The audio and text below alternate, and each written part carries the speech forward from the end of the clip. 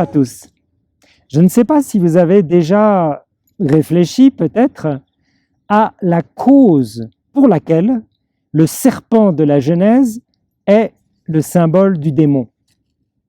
Et d'où ça vient cette histoire-là? Que le serpent, qui devient dragon dans l'Apocalypse, est le symbole du démon. Mais comme Dieu a tout créé bon et bien, comment se fait-il qu'il ait créé ce serpent?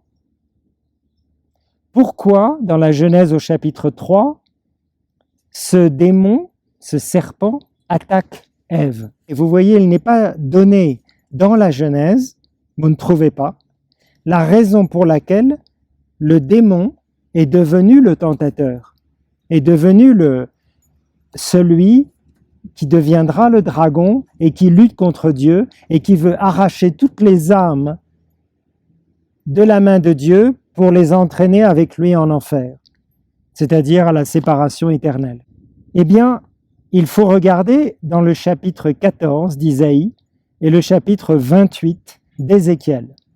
Et là, vous avez la cause révélée pour laquelle l'ange, on sait maintenant que le démon, c'est l'ange d'une splendeur incomparable. Et c'est pour ça, comme dans la vie, ceux qui sont très beaux, qui réussissent dans tout, la tentation, c'est toujours de se regarder plutôt que de regarder le Créateur, plutôt que de regarder les autres. Le bel ange, et maintenant, devient l'adversaire de Dieu et veut entraîner le plus possible d'âmes en enfer. Alors, on a un petit exemple dans l'évangile de Saint Luc, quand Jésus, vous savez, est invité par un pharisien, et pas n'importe lequel, c'est un leader des pharisiens. Et Jésus va donner 2 leçons.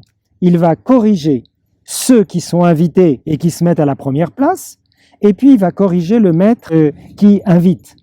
Alors, moi je ne sais pas dans votre expérience, mais normalement quand on est invité quelque part, non seulement on ne se permet pas de corriger les autres personnes dans leur attitude, mais encore moins de corriger celui qui nous invite.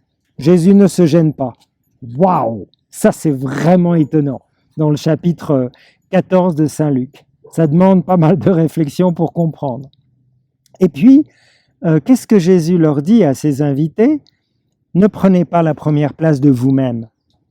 Laissez quelqu'un vous mettre à la première place. Et puis ensuite, il parle à celui qui l'a invité. Qui s'élève sera abaissé et qui s'abaisse sera élevé. Et au fond, c'est toute la proposition que Dieu nous fait. Est-ce que tu veux être humble? Demander tout à Dieu, recevoir tout de Dieu, écouter les autres, écouter les sages? Ou est-ce que tu veux toujours avoir raison, être toujours supérieur aux autres? Qu'est-ce que tu choisis? Ça dépend de toi.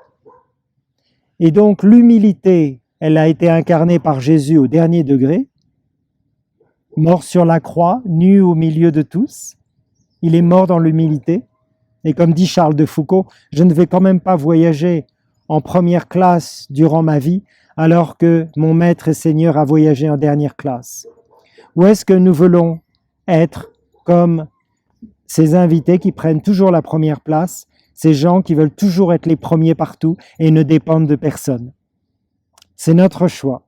L'un mène vers le ciel et l'autre dans la direction opposée.